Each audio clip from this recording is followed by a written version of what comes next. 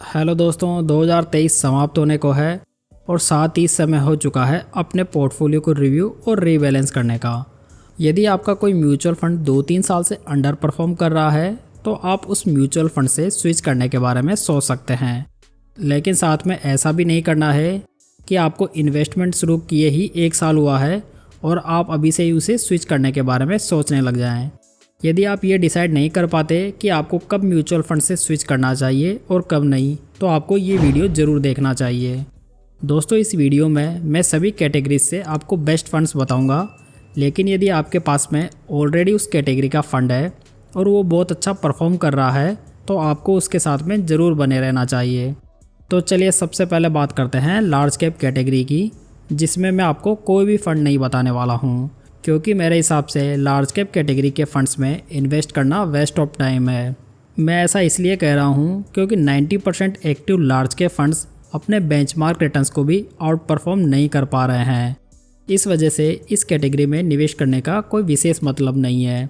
हालांकि मैं आपके लिए एक इंडेक्स फंड ज़रूर लेकर आया हूँ, जो भी मैं सिर्फ उन्हीं लोगों को सजेस्ट करूँगा जो बहुत ही कम रिस्क के साथ में निवेश करना चाहते हैं, साथ ही जो अपने म्यूचुअल फंड को हर 1-2 साल में रिव्यू भी नहीं करना चाहते।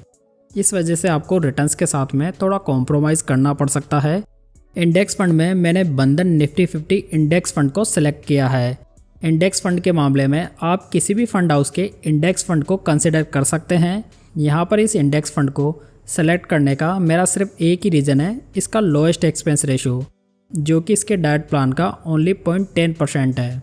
इंडेक्स फंड पैसिव फंड्स होते हैं, सो यहाँ पर एक्स्ट्रा एक्सपेंस रेशियो देने का कोई विशेष मतलब नहीं निकलता। इसलिए आपको ऐसे ही फंड का सिलेक्शन करना चाहिए जिसका एक्सपेंस रेशियो सबसे कम हो।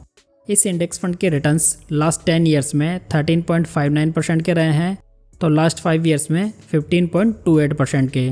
इस फंड में आप 1000 रुपये से लमसम और 100 रुपये से SIP शुरू कर सकते हैं। मिड कैप कैटेगरी को काफ़ी लोग अंडर एस्टिमेट करते हैं। इस कैटेगरी के कई फंड्स ने लास्ट 10 ईयर्स में मोर देन 20% के एनुअलाइज रिटर्न्स बनाकर दिए हैं, जो कि आउटस्टैंडिंग रिटर्न्स माने जा सकते हैं। यदि आप अपने पोर्टफोलियो में फ्लेक्सी कैप और स्मॉल कैप के अलावा कोई तीसरा फंड खोज रहे हैं तो इसके लिए मिड कैप कैटेगरी एक अच्छा विकल्प हो सकता है। इस कैटेगरी में मैंने Motilal Oswal mid cap fund को सिलेक्ट किया है। इस फंड ने लास्ट 5 ईयर्स में 24.47% के एनुअलाइज रिटर्न्स बनाकर दिए हैं, जबकि लास्ट 3 ईयर्स में 38.54% के विस्फोटक रिटर्न्स जनरेट किए हैं। अगर आप इस फंड के रिस्क रेशियोज भी देखेंगे तो ये भी आपको बहुत ही आकर्षक दिखाई देंगे, जहां पर कैटेगरी का एवरेज अल्फा रेशियो ओनली 0.25% है, जहां पर इस फंड का अल्फा रेशियो 7.80% है। साथ ही ये फंड कैटेगरी में सेकेंड लोएस्ट वॉलेटाइल भी है। इसी वजह से ये फंड अपनी कैटेगरी में अपने आप एक बेस्ट चॉइस बन जाता है। अगर इस फंड में 1000 रुपये की मंथली SIP 9 साल पहले शुरू की गई होती तो आज आपके 1,08,000 रुपये की करंट वैल्यू लगभग 2,76,000 रुपये हो जाती। 8% इस म्यूचुअल फंड का AUM 5,953 करोड़ रुपये है, जबकि इसके डाइट प्लान का एक्सपेंस रेशियो 0.70% है। इस फंड में आप 500 रुपये से SIP और 500 रुपये से ही लमसम शुरू कर सकते हैं। अगर मुझे म्यूचुअल फंड में कम से कम 8-10 साल के लिए निवेश करना है तो स्मॉल कैप कैटेगरी मेरी ऑटोमेटिक फर्स्ट चॉइस बन जाता है। वैसे स्मॉल कैप कैटेगरी में आपको एक से बढ़कर एक फंड्स मिल जाएंगे, लेकिन फिर भी मैं इस कैटेगरी में the evergreen Nippon India small cap fund को ही रखूँगा। चाहे आप इस फंड के पिछले 10 साल के रिटर्न देखें या 7 साल के, इसकी रैंक हमेशा फर्स्ट रही है। हालांकि पिछले कुछ सालों में क्वांट स्मॉल कैप फंड सबसे ज़्यादा रिटर्न बनाकर दे रहा है, लेकिन उस फंड की स्ट्रेटजी हाई रिस्क वाली है और इस फंड की स्ट्रेटजी लॉन्ग टर्म में कैसा करेगी ये कुछ कहा नहीं जा सकता।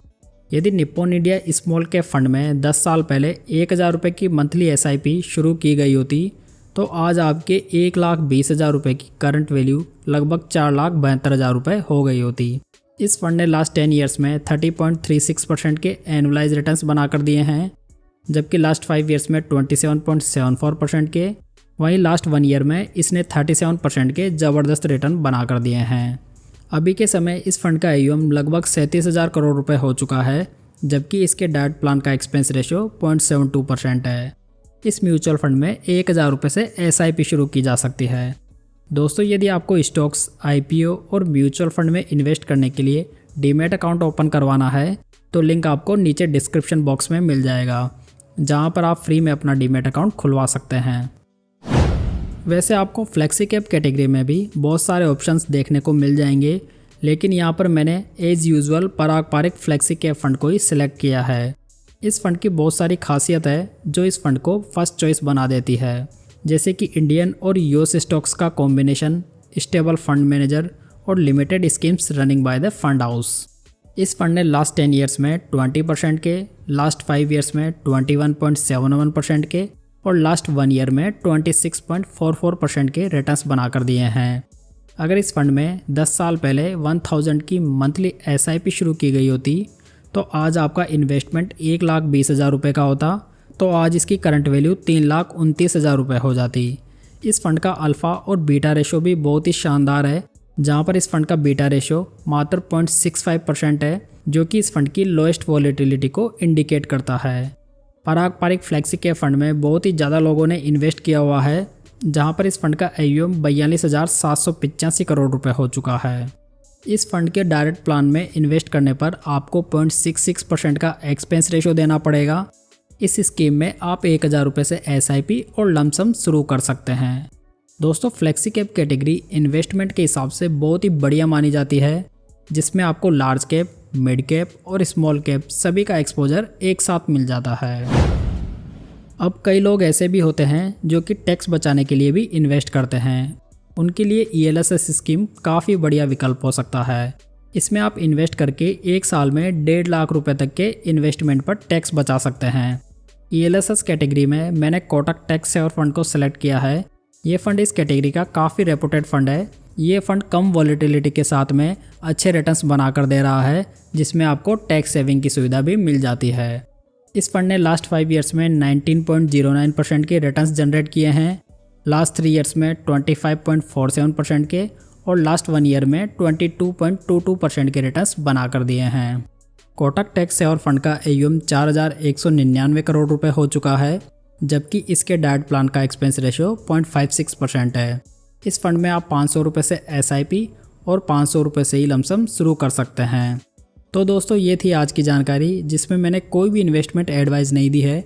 ये वीडियो सिर्फ एजुकेशनल पर्पज़ के लिए है। दोस्तों, बेस्ट म्यूचुअल फंड्स की ये जानकारी आपको पसंद आई हो तो इस वीडियो को लाइक ज़रूर करें, साथ ही अपने दोस्तों के साथ में इस वीडियो को ज़रूर शेयर करें, और अभी तक चैनल सब्सक्राइब नहीं किया है तो प्लीज़ इसे सब्सक्राइब भी कर लें। तो चलिए दोस्तों, फिर मिलते हैं एक नई जानकारी के साथ। तब तक जय हिंद, जय भारत।